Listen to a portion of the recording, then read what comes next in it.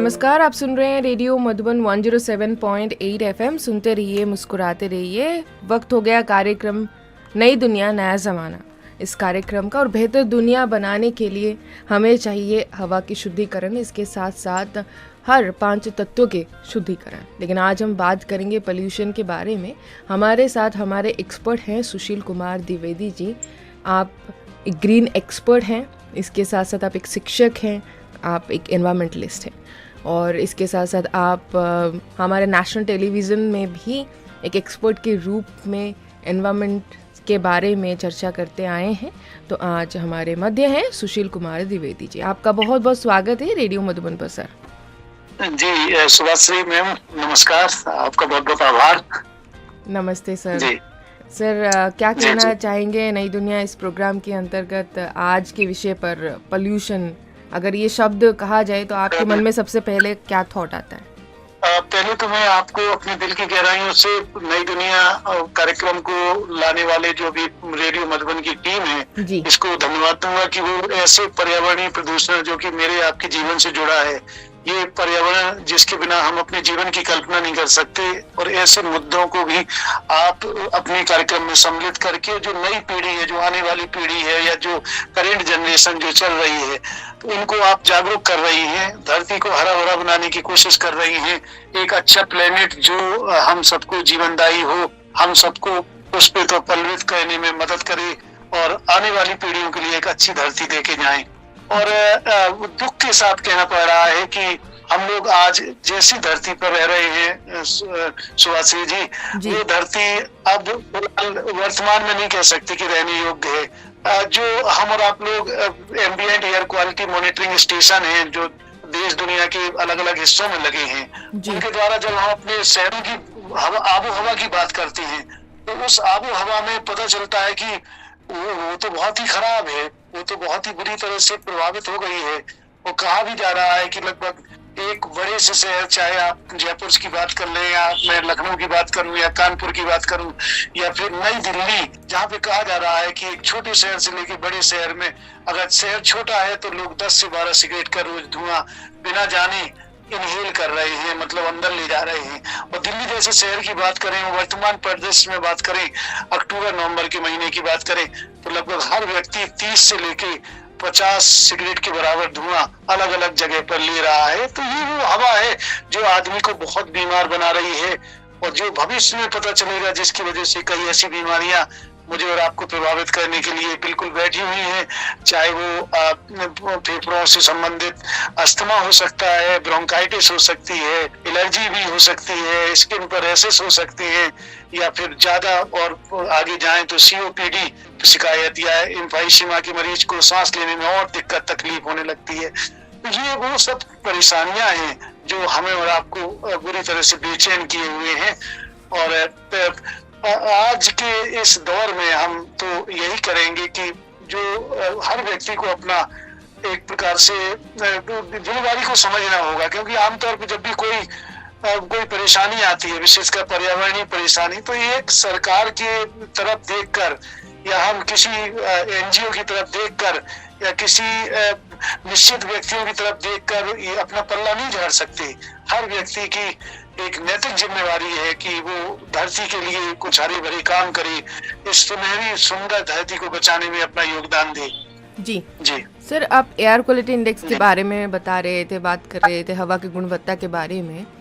जो आम नागरिक है, हम इसमें क्या सहयोग दे सकते हैं कि इससे कम किया जाए? हाँ बिल्कुल, वायु गुणवत्ता सूचकांक जिसे एयर क्वालिटी इंडेक्स कहते हैं, ये शब्द विशेषकर जब से भारत सरकार ने जो अपने आसपास की परिवेशीय हवा के जो पॉल्यूशन है उसको नापने के लिए ambient air quality monitoring station जगह जगह लगाए अपने देश के बड़े बड़े शहरों में। और एयर क्वालिटी इंडेक्स के आधार पर ये एक प्रकार की इकाई होती है जिसके आधार पर पता चलता है कि उस स्थान की हवा कितनी साफ है, सांस लेने योग्य है भी या नहीं। इसमें अलग अलग कैटेगरी होती है जिससे समझा जा सकता है कि उस स्थान की हवा में कितना प्रदूषण है। तो हम कह सकते हैं कि जो हमारे आसपास सल्फर डाइऑक्साइड जिसे हम SO2 कहते हैं, नाइट्रोजन डाइऑक्साइड जिसे हम NO2 कहते हैं, कार्बन मोनोऑक्साइड जिसे हम CO कहते हैं, और इसके साथ साथ आपने सुना होगा PM 10, इवन PM2.5, ये मतलब पार्टिकुलेट मैटर होते हैं जिन्हें हम नंगी आंखों से नहीं देख पाते। इनके चूंकि इनका डायमीटर 2.5 माइक्रोन से कम होता है, या कुछ पार्टिकुलेट मैटर का 10 माइक्रोन से कम होता है। हमारे आसपास nitrous oxide, carbon monoxide, ozone, ammonia और लेड जैसे तत्व शामिल हैं, और इसकी वजह से हवा बुरी तरह से प्रभावित होती है। और हवा की अगर हम गुणवत्ता की बात करें तो ये मैं सरल भाषा में लोगों को बताना चाहूंगा कि इसमें 6 कैटेगरी होती है। इसमें बात है कि जो सबसे अच्छी, संतोषजनक, फिर थोड़ा प्रदूषित, फिर खराब, बहुत खराब और गंभीर, जो कि अभी दिल्ली की हवा चल रही है जिसमें 400 और 450 AQI की बात हो रही है। तो अगर अच्छी रैंकिंग की हम बात करें सुभाश्री जी, तो इसमें 50 से कम AQI होना चाहिए, और लगभग इस प्रकार की हवा शायद अब हमें को नहीं मिल पा रही है। हमें पहाड़ों की तरफ जाना पड़ेगा, दुर्गम स्थानों की तरफ जाना पड़ेगा, हिमालय की तरफ जाना पड़ेगा। और हमारे शहरों में, क्या गांव में भी इतने व्हीकल चलने लगे हैं, उनके पीछे इसके साथ साथ कंस्ट्रक्शन बहुत ज्यादा हो रहा है। सीमेंट बहुत बड़ा कारण है पर्यावरणीय प्रदूषण का। तो ये जो व्हीकुलर पोल्यूशन को हम कम करने की, जैसा कि आपने कहा कि हम क्या अपना योगदान दे सकते हैं इनको AQI को अच्छा करने में, मतलब कम करने में, तो हम तो यही योगदान की बात करेंगे कि हमें अपने 50 साल पहले की जो रवायतें हैं उनको पुनः अपनाना पड़ेगा। कि जब हम लोग ज्यादा से ज्यादा साइकिल का इस्तेमाल करते थे या पब्लिक ट्रांसपोर्ट का ज्यादा उपयोग किया जाता था, आजकल हर व्यक्ति अपने घर में बाइक या कार रखता है और उसके आधार पर वो कार्बन इमिशन करता है, मतलब जो भी पेट्रोल डीजल जलता है उससे कार्बन डाइऑक्साइड जैसी जहरीली गैस निकलती है। तो हम कहेंगे कि अगर आप ठीक है, अगर अपनी गाड़ी से ही जा रहे हैं तो कार पूरिंग कर लीजिए, लोगों को और अपने साथ एडजस्ट कर लीजिए, तो आपके जो खुद के कार्बन फुटप्रिंट है, जो आप एक यात्रा में एक व्यक्ति के रूप में निकाल रहे थे, वो अगर आपने अपनी गाड़ी में 4 लोगों को और जगह दे दी, तो वो 4 लोगों के साथ आपके कार्बन फुटप्रिंट बढ़ जाएंगे। मतलब आप धरती के लिए कुछ नेक काम करने में अपना योगदान दे पाएंगे। दूसरी बात, ऊर्जा को कम से कम उपयोग करने की कोशिश करो। जब सूर्य की एनर्जी रहे तो खिड़की दरवाजे खुले रखें, अपनी मेज कुर्सियों को उस तरफ, हमारे बच्चे जो सुन रहे हो खिड़की की तरफ लगाएं, ताजा हवा का झोंका भी एंजॉय करें, और साथ में सनलाइट जो हमको फ्री ऑफ कॉस्ट मिल रही है उसका भी आनंद लें।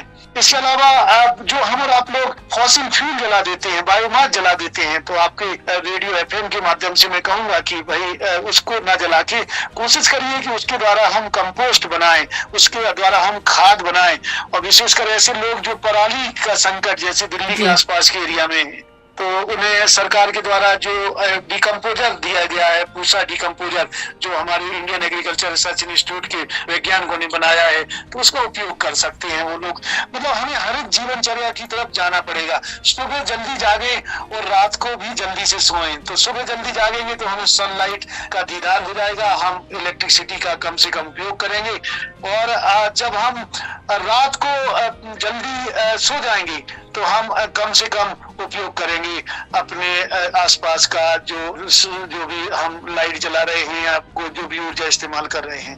तो इन सब चीजों के माध्यम से, इन सब छोटे छोटे उपायों को अपना कर हम इस धरती के लिए कुछ कर सकते हैं, अपने बलबूते कुछ कर सकते हैं। और साथ में अगर कोई अच्छे काम हो रहे हैं NGO के द्वारा या सरकार के द्वारा, तो उन सकारात्मक कार्यों को हम आगे बढ़ाने में अपना योगदान भी दे सकते हैं। जी बिल्कुल। और जैसे आपने वायु प्रदूषण के बारे में कहा, और पराली ना जलाएं और डिकम्पोजर का इस्तेमाल करें, ये बहुत नई टेक्निक जो हमारे वैज्ञानिकों के द्वारा कृषकों को दिया गया है, इसका यूज़ करना बहुत ज़रूरी है। और अब खुद भी जल्दी जागना और जल्दी सोने का एक अलग अर्थ आपने बताया कि इसके लिए हम एनवायरनमेंट को बचा सकते हैं, वायु प्रदूषण को बचा सकते हैं और लाइट पोल्यूशन को भी बचा सकते हैं। Thank you so much. आपसे ये जानना चाहेंगे सर कि सर वायु प्रदूषण के अलावा और भी क्या क्या प्रदूषण है जो हम मानव कर रहे हैं?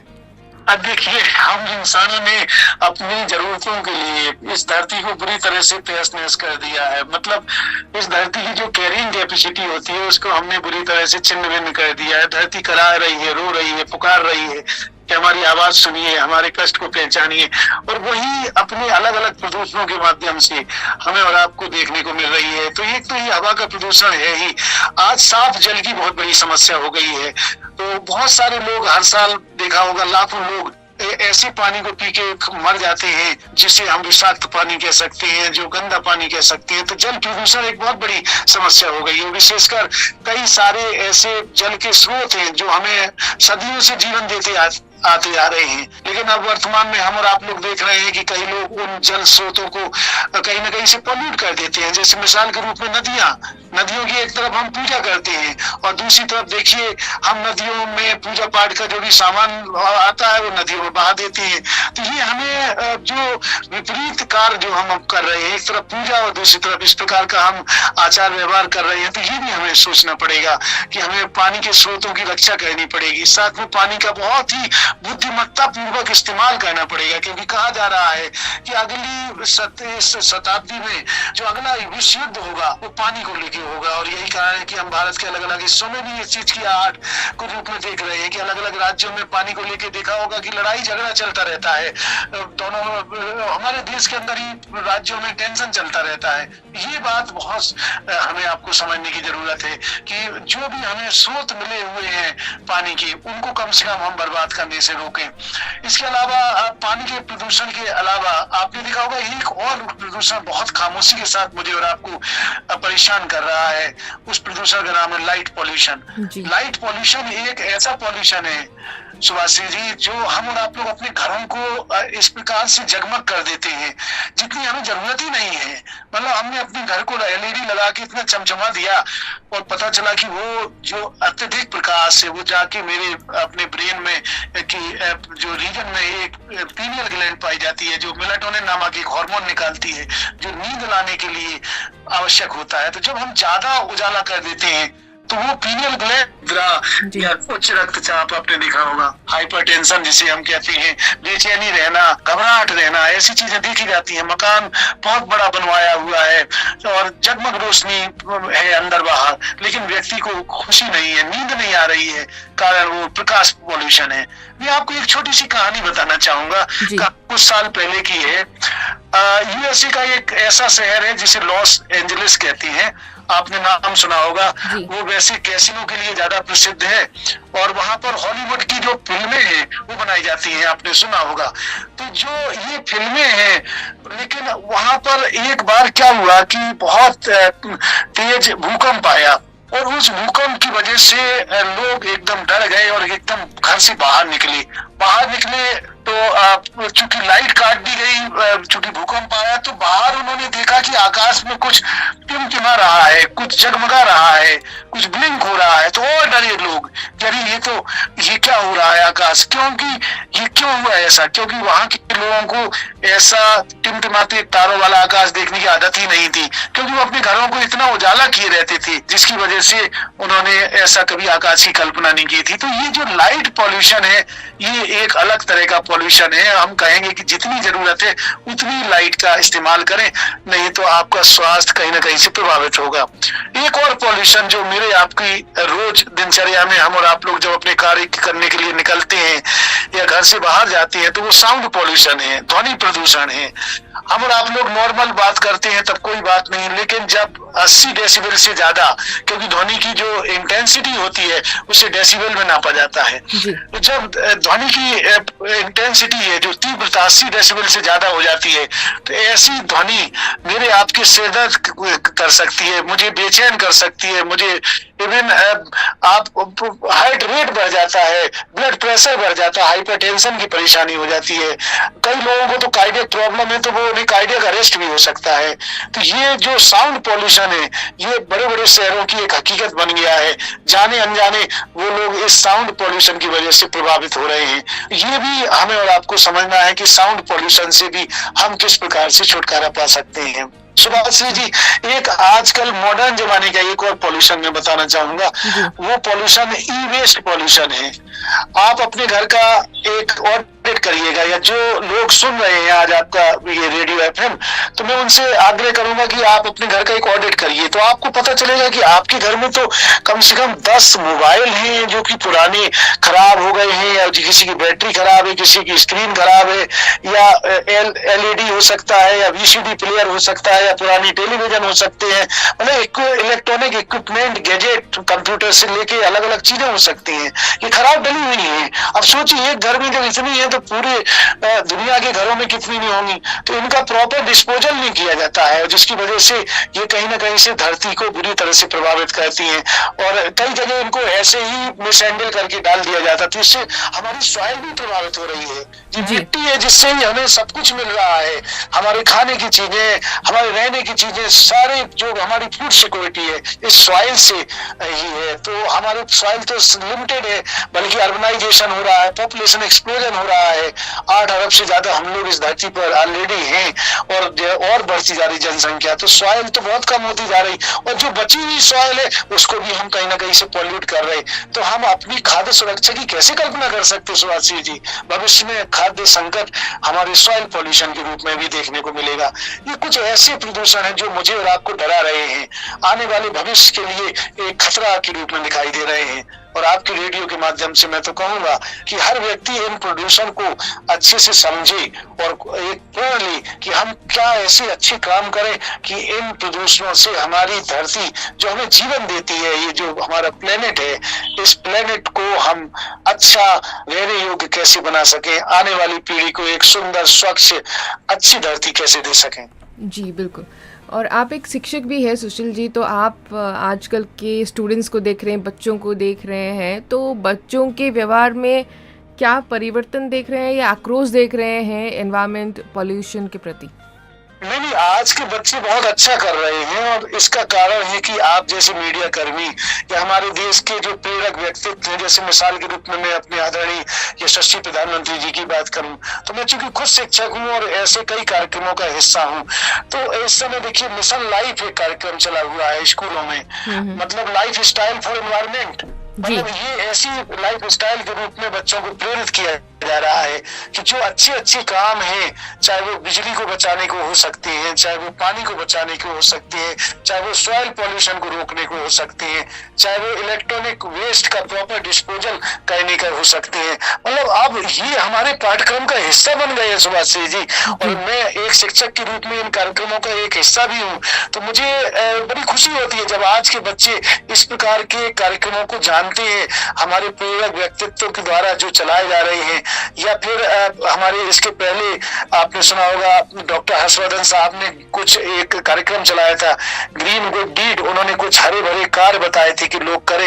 मिसाल के रूप में जैसे मेरे और आपके घर में कोई अगर मेहमान आता है तो हम लोग फुल गिलास पानी रख देते हैं, और वो उसको आधा गिलास पीते हैं, आधा गिलास छोड़ के चले जाते हैं। तो वो आधा गिलास पानी नहीं है, उसके पीछे लगभग 1 से 2 लीटर पानी छिपा हुआ है, क्योंकि उसको तो हम लोग अपने घर में रिवर्स ऑस्मोसिस के द्वारा प्यूरिफाई करते हैं, तो बहुत सारा पानी वेस्ट हो जाता है। तो ये जो छोटे छोटे हरे भरे काम है, जैसे हम घर से जब बाहर निकले तो अपने बिजली के जो भी इलेक्ट्रिक इक्विपमेंट है उन्हें बंद कर दें। अगर हमारे घर में हमें कपड़े धोने हैं तो कोशिश करें कि जब कपड़े सारे इकट्ठे हो जाएं तो सप्ताह में एक बार वॉशिंग मशीन से धोएं, क्योंकि एक बार में 70 से 80 लीटर पानी खर्च होता है। अपने घर में फोटोवोल्टेइक पैनल लगवाएं या अपने घर का इंसुलेशन करवाएं, जिससे कि आपका घर गर्म रहे सर्दियों में और गर्मियों में ठंडा रहे।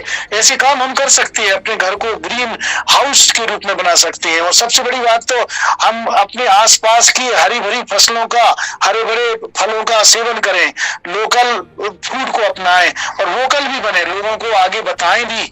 तो ये हमारे बच्चों को हम लोग पाठ्यक्रम के रूप में समझाते हैं, चीजों का कम से कम उपयोग करें जिसे हम रिड्यूस कर सकते हैं, पुनः उपयोग करें जिसे हम रीयूज कर सकते हैं, रिसाइकिल करें, प्रकृति से सीखें कि कैसे बार बार रिसाइकिल करके, पुनर्योजित करके, पुनर्चक्रित करके चीजों को हम लोग इस्तेमाल करते रहे। और ये हमारी संस्कृति का हिस्सा है सुभाश्री जी। याद करिए करीब 20 साल पहले हम और आप लोग सब्जी लेने जाते थे तो घर के पुराने कपड़ों से हमारी माता जी लोग कपड़ों से थैला सिल लेते थी, उस थैले से हम लोग सब्जियां, फल या जरूरत के सामान बाजार से लाते थे। तो हमें पुनः उस तरफ लौटना है, बजाय कि हम जाते हैं और दुकानदार से कहते हैं कि कैरी बैग दे दे और वो पॉलीथीन या प्लास्टिक के कैरी बैग देता है, जो कि धरती में कितने साल लग जाते हैं। हम और आप लोग चले जाएंगे धरती से, आने वाली पीढ़ी भी चली जाएगी और तब तक वो प्लास्टिक इस धरती पर रहता है। लगभग 450 साल तक वो पॉलीथीन की दी हुई पन्नी की एक थैली बनी रहेगी। तो हमें बच्चों को आज ये बातें बताने में बड़ा आनंद आता है, क्योंकि ये सब पाठ्यक्रम का हिस्सा होती जा रही है। और मुझे पूरी आशा है कि हमारे जो युवा भारत है, जो हमारा सशक्त भारत है, जिसके प्रति हम आज बड़ी ही आशान्वित निगाहों से देख रहे हैं, वो निश्चित ही हमारे ये अच्छे कार्यों को अपनाएगा और धरती के पुराने वैभव को पुनः लौटाने में मदद करेगा। जी, बहुत खूब sir, and thank you so much. यहाँ पर एक हम अल्पविराम लेते हैं, फिर हम वापस आएंगे इस कार्यक्रम के अंतर्गत जिसका नाम है नई दुनिया नया ज़माना। आइए यहाँ पर एक प्रकृति से जुड़ी हुई गाना सुनते हैं।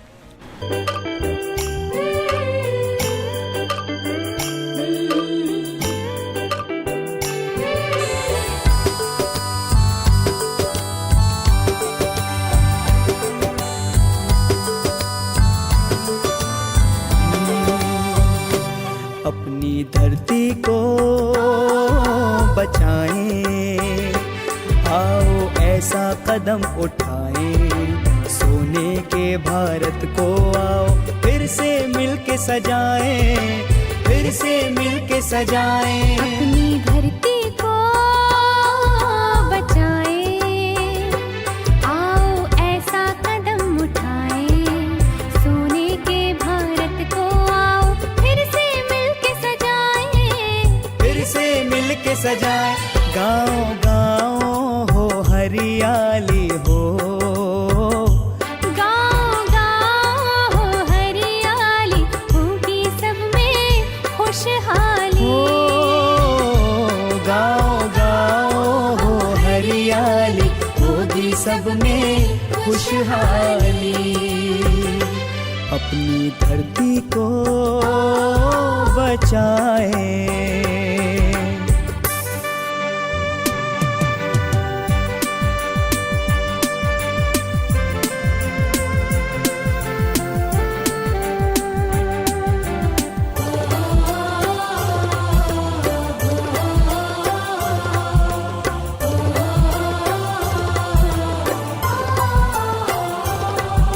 सुखदाई राहें, शीतल हवाएं, खुशनुमा था मौसम, निर्मल धार फूलों की महक से बीत रहा था जीवन।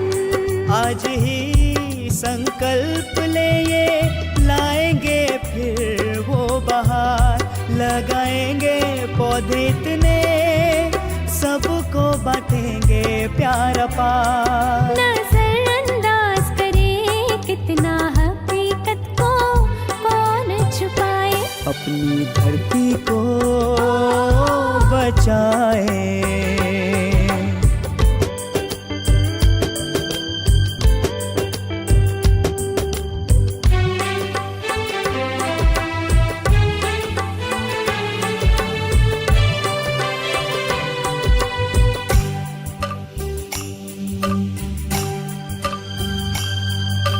मुस्कुराता हुआ आसमां क्यों रो रहा है, सबके गम हरने वाले खुद क्यों गम में डूबा है। बोए क्या खाए क्या हम, सोचना ये है जरूरी, इसके बिना हर जिंदगी बिल्कुल ही है अधूरी। वक्त कहता है जागो उठो सारे जग को आओ जगाएं, अपनी धरती को बचाएं।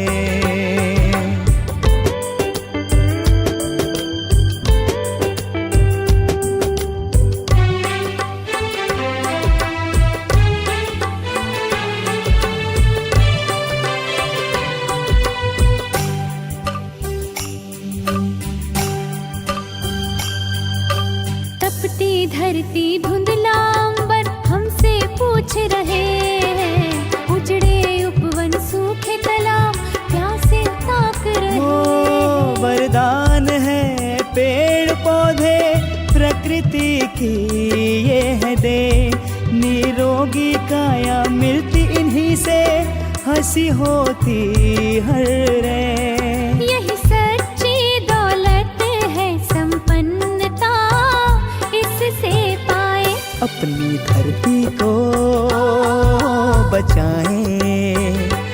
आओ ऐसा कदम उठाएं, सोने के भारत को आओ फिर से मिलके सजाएं, फिर से मिलके सजाएं। अपनी धरती को बचाएं, आओ ऐसा कदम उठाएं, सोने के भारत को आओ फिर से मिलके सजाएं, फिर से मिलके सजाएं। गाँव-गाँव हो हरियाली, होगी सब में खुशहाली।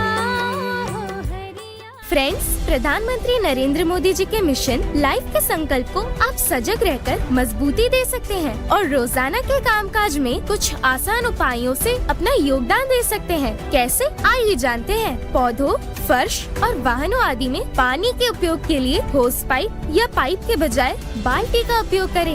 एसी और आरओ से निकले पानी का पुनः उपयोग करें। जल इकाइयों को रिचार्ज करने के काम को बढ़ावा दें और औरों को भी प्रेरित करें। सब्जियों को साफ करने के बाद पानी का पुनः उपयोग पौधों को पानी देने या ऐसे किसी अन्य कार्यों के लिए करें। घर, स्कूल और कार्यालयों में वाटर हार्वेस्टिंग बॉडीज का निर्माण करवाएं। लाइफस्टाइल फॉर एनवायरनमेंट अपनाइए। मिशन लाइफ से दुनिया बेहतर बनाइए। पर्यावरण, वन और जलवायु परिवर्तन मंत्रालय, भारत सरकार द्वारा जनहित में जारी।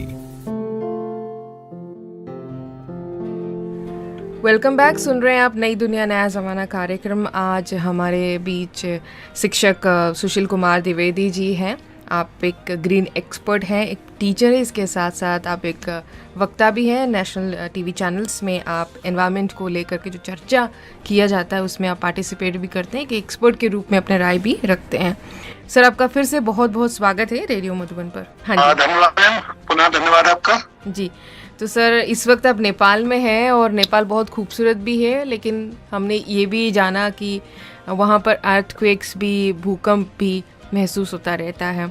तो आप एक एक्सपर्ट हैं, आपसे पूछना चाहेंगे कि भूकंप का क्या वजह है? देखिए, एक तो जो ये रीजन है, ये ऐसे रीजन में आता है जो कि भूकंप के प्रति सेंसिटिव है जी, क्योंकि हमारी धरती के नीचे कुछ सारी टेक्टोनिक प्लेट्स हैं। उन टेक्टोनिक प्लेट्स में समय समय पर एक प्रकार का वाइब्रेशन होता रहता है, एक दूसरे के प्रति इंटरेक्शन होता रहता है। उसकी वजह से छोटे मोटे भूकंप जो 2 या 2.5 तीव्रता के तो वैसे आते ही रहते हैं दुनिया के अलग अलग हिस्सों में जी। लेकिन चूंकि ये हिमालयन रीजन है, नेपाल, भूटान और इससे जुड़ा हुआ उत्तर भारत, तो यहाँ ज्यादा संभावना रहती है। और दूसरी बात ये है कि जैसे मिसाल के रूप पे हम काठमांडू में रह रहे हैं, तो यहाँ पर ये चारों तरफ से पहाड़ों से घिरा हुआ एरिया है। अब लेकिन यहाँ पर पॉपुलेशन डेंसिटी बहुत ज्यादा है, तो ये भी एक कारण होता है कि लोग, चूंकि जमीन उतनी है नहीं मकान बनाने के, लोग वर्टिकल एक्सपेंशन कर रहे हैं, मतलब ऊंचाई की इमारतें बनती जा रही हैं। उसकी वजह से भी कहीं ना कहीं पर एक नकारात्मक पहाड़ों के ऊपर दबाव पड़ता है, और वो हम और आप लोग इस रूप में देख रहे हैं। एक बहुत बड़ा कारण आप सब लोग जानते ही हैं कि धरती में जो हम और आप लोगों ने अपनी जरूरतों के अनुसार बहुत सारे परिवर्तन कर दिए हैं, और वो एक परिवर्तन के रूप में जिसमें कि बहुत सारी ग्रीन हाउस गैस हम और आप लोग लिबरेट करते हैं। पूरी धरती का तापमान बढ़ रहा है, जिससे हम ग्लोबल वार्मिंग, और उसकी वजह से जलवायु परिवर्तन भी हो रहा है, मतलब बेमौसम बारिश और कभी सूखा, कहीं बाढ़, ये सब प्रतिकूल परिस्थितियां भी बहुत हद तक इस सब के लिए जिम्मेवार है। तो ये कई सारे फैक्टर मिलकर जब कंट्रीब्यूट कर रहे हैं, और एक प्रकार से हम और आप लोग कह सकते हैं कि हम लोग तो पर्यावरणीय एक प्रकार का आपातकालीन स्थिति में रह रहे हैं, इन्वायरमेंटल इमरजेंसी वाली स्थिति आ गई है कि अब हर व्यक्ति को चेतना पड़ेगा, हर व्यक्ति को अपनी जिम्मेदारी महसूस करनी पड़ेगी, नहीं तो हमें और आपको आगे आने में सालों में ऐसे कई भूकंपों से 2-4 होना पड़ेगा, या फिर ऐसी जहरीली हवा का सामना करना पड़ेगा जो मुझे और आपको बेदम करेगी, या फिर आगे चल के हमें और आपको पानी के लिए भी अपने घर से बाहर किलोमीटरों दूर जाना पड़ेगा जी। सर, जैसे हम बाहर के एयर प्रदूषण के बारे में तो बात की, और आप क्या कहना चाहेंगे, क्या हम घर में भी कुछ प्रदूषण करते हैं, इंडोर एयर पोल्यूशन के बारे में? जी सुभाष जी, जिन घरों में हम रहते हैं उन्हें घर तो कहते हैं, लेकिन अगर मैं आज अभी आपको अगले 1-2 मिनट में बताऊंगा तो आप कहेंगे अरे ये तो घर नहीं, ये तो बीमार करने वाले एक प्रकार की जगह है। क्योंकि ये मैं नहीं कह रहा हूँ, ये IIT कानपुर ने एक स्टडी की और देखा देखा कि हम इंसानों ने जो हमारी पुरानी रवायतें थी उन्हें सब छोड़ के अपने घरों को चमकदार और बढ़िया अच्छे अच्छे इटालियन मार्बल्स, टाइल्स, प्लास्टिक के द्वारा, आर्टिफिशियल चीजों के द्वारा सजा लिया है, आर्टिफिशियल एडहेसिव के द्वारा अपने फर्नीचरों को चिपकाया है, लिविंग रूम को सजाया है, कारपेट बिछा दिए हैं, डिओड्रेंट का इस्तेमाल कर रहे हैं, फ्लोर क्लीनर का इस्तेमाल कर रहे हैं, अब बाथ सोप का अलग अलग प्रकार के इस्तेमाल कर रहे हैं। मतलब कुल मिला के हम बुरी तरह से केमिकल का इस्तेमाल कर रहे हैं और ये केमिकल कहीं बाहर नहीं जाते हैं, ये मेरे आपके घर में ही बने रहते हैं।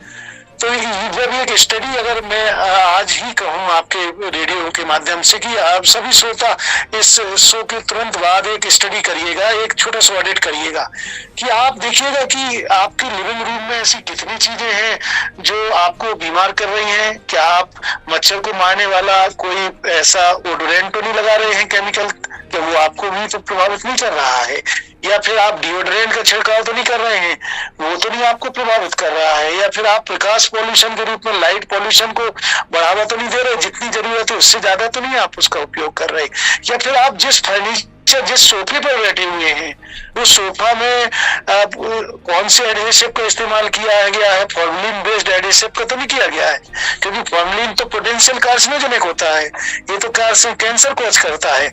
और जब इसी कारण हम और आप लोग सुभाष जी जब नया फर्नीचर लाते हैं तो आपने देखा होगा कि उससे एक स्मेल निकलती है, एक प्रकार की सुगंध दुर्गंध आती है, तो वो कुछ और नहीं होती है, वही होते हैं फॉर्मलिन एडहेसिव होते हैं। ये छोटे छोटे से आप ऑडिट कर सकते हैं।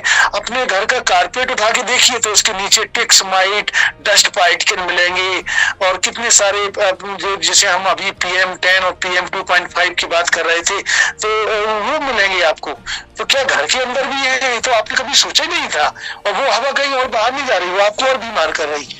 आप अपने बाथरूम का करिए तो आप देखेंगे कि अरे वहां पर तो आप टॉयलेट क्लीनर के रूप में बहुत सारे केमिकल का इस्तेमाल करते हैं, पूरे घर को फ्लोर क्लीनर से साफ करते हैं, वो भी एक प्रकार का हानिकारक केमिकल है।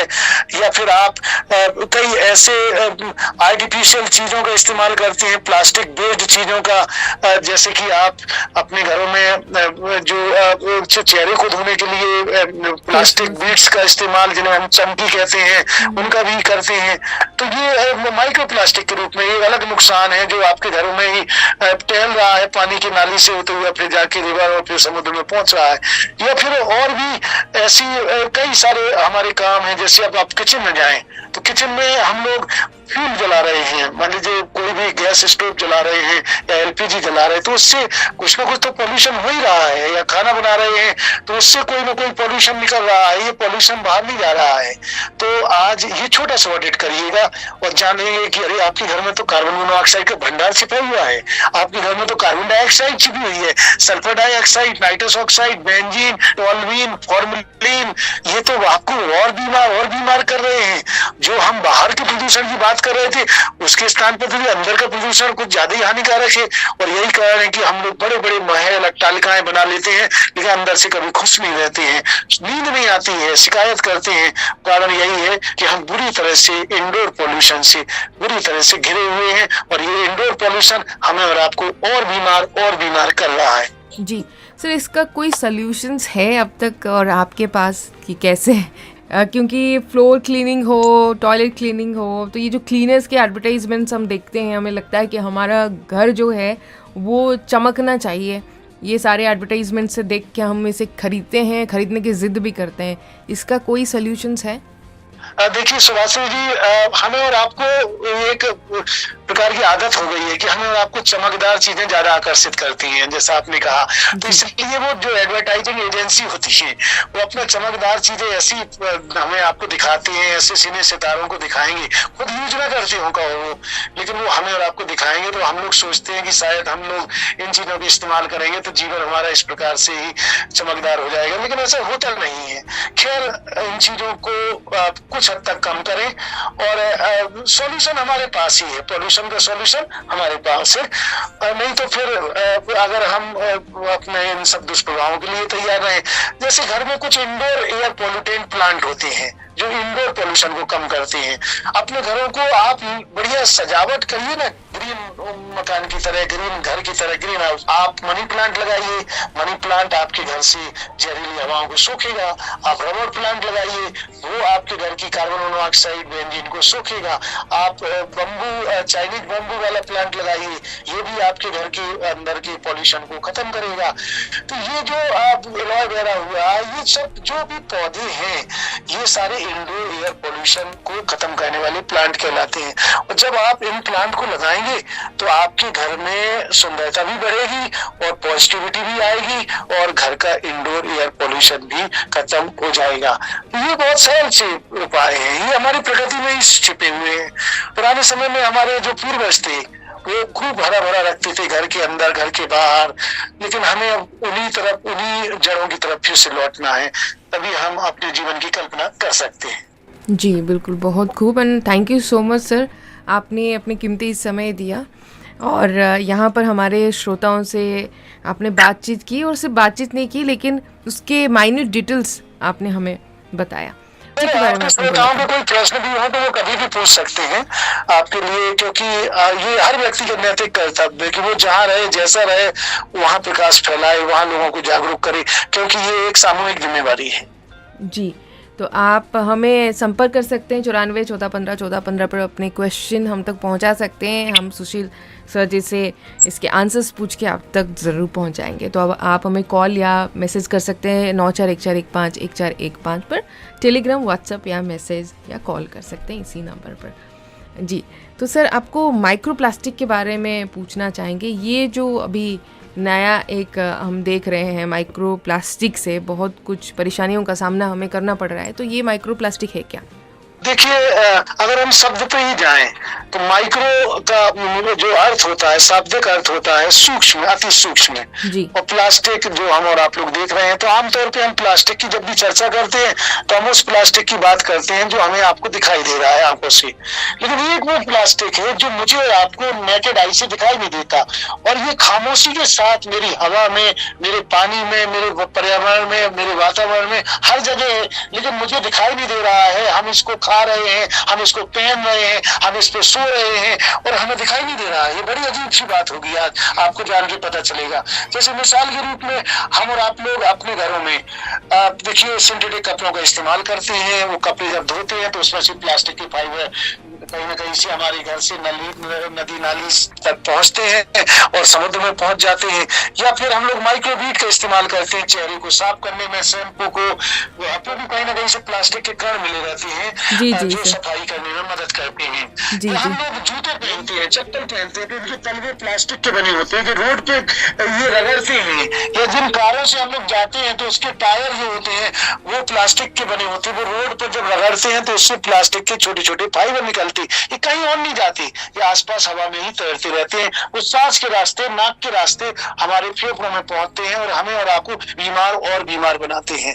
कई बार हमने अपने भाई बंधुओं को देखा है कि जल्दी में कहीं से चाय लेनी है तो प्लास्टिक की पन्नी में वो चाय ले लेते, गरम गरम चाय। अब सोचिए वो चाय गरम गरम अगर आपने प्लास्टिक की एक थैली में ले ली तो वो प्लास्टिक जिस थैली जो हाइड्रोकार्बन से बनी है वो टूट टूट के उस चाय में मिल जाएगी और चाय पिएंगे तो आप चाय नहीं पी रहे हैं, आप प्लास्टिक पी रहे हैं।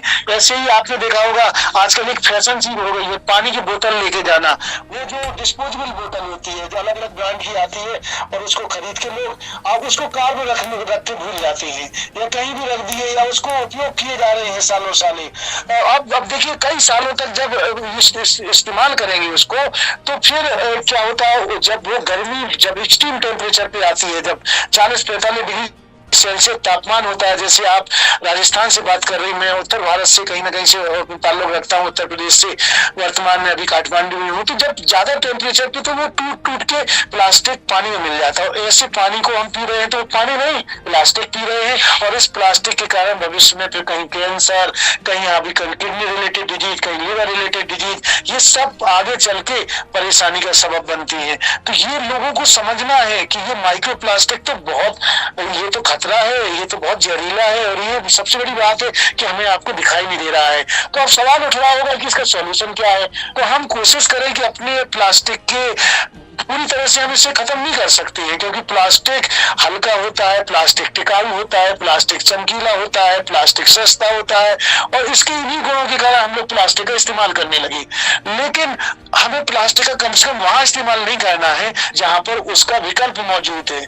जैसे हम स्टील की बोतल अपने घर से पानी की ले जा सकते हैं, या कांच की बोतल ले जा सकते हैं, या टिफिन प्लास्टिक का अगर है उसमें गरम गरम खाना एकदम मम्मी स्कूल में के लिए बच्चों को डाल देती है। तो जो बच्चे सुन रहे हैं अपनी मम्मी से आज आग्रह करिएगा कि या तो वो उनके लिए स्टील का टिफिन खरीद दे, या फिर ऐसा टिफिन जो और किसी मेटल का बना हो।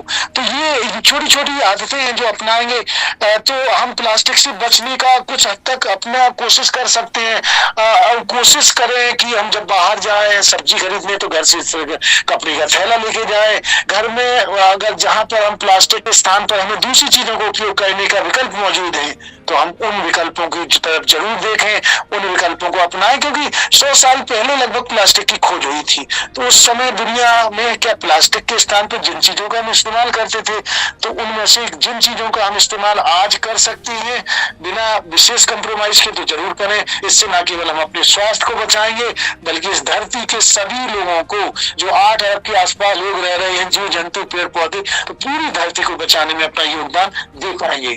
जी बिल्कुल, क्योंकि मुझे याद है जब बचपन में हम स्टील के टिफ़िन बॉक्स लेके जाते थे स्कूलों में, तो फिर वहाँ पर दोस्त लोग मजाक उड़ाते थे क्योंकि प्लास्टिक के बहुत ही अलग तरीके से और कह सकते हैं अट्रैक्टिव टिफ़िन बॉक्सेस आने लगे थे और बहुत खूबसूरत डिजाइन, चमकीले और कलर्ड। जी हाँ, जी जी जी और अपने फेवरेट कार्टून्स लेकिन अब के समय बदल रहा पिक्चर्स भी है। उसमें जी। आप देख पाते थे। जी। जी, लेकिन वो जी, सही तरीका नहीं हुआ करता था, नहीं भी है जैसे जी। आपने कहा। जितना जी। हो सके हम स्टील और अलग धातुओं का यूज़ करें जो एनवायरमेंट फ्रेंडली है। जी। एंड बहुत बहुत जी, जी। धन्यवाद सुशील जी, आपने समय दिया। इतने दूर से, देश से दूर हैं आप, लेकिन देशवासियों के लिए, देश नागरिकों के लिए आपने समय दिया, और थैंक यू सो मच आपका। धन्यवाद बहुत बहुत। बहुत बहुत धन्यवाद सुभाश्री मैम आपका, और रेडियो मधुबन की सारी टीम का, और हमारे सभी श्रोताओं का भी धन्यवाद, बहुत बहुत आभार। आभार। तो ये थे हमारे मध्य आज डॉक्टर सुशील कुमार द्विवेदी जी, और आप एक एनवायरमेंटलिस्ट हैं, ग्रीन एक्सपर्ट हैं, और केंद्रीय विद्यालय में आप शिक्षक हैं। वर्तमान समय आप नेपाल के स्टूडेंट्स को पढ़ा रहे हैं, और बहुत ही सौभाग्य की बात है कि हमारे देश के टीचर और बाहर के देश के स्टूडेंट्स के लिए अभी कार्य कर रहे हैं। एंड आज के लिए बस इतना ही इस कार्यक्रम के अंतर्गत। आपको आज का कार्यक्रम कैसा लगा आप हमें कॉल करके, मैसेज करके, व्हाट्सएप करके बता सकते हैं। और सर ने जैसे कहा कि अपने घर का ऑडिट आज आप करें कि आप क्या पोल्यूशंस फैला रहे हैं अपने घर के अंदर, तो उसके बारे में आप सोचिए, विश्लेषण करें और हम तक अपनी बातें पहुंचाएं। सुनते रहिए रेडियो मधुबन 107.8 FM। अगला कार्यक्रम है करियर ऑप्शंस। नमस्ते।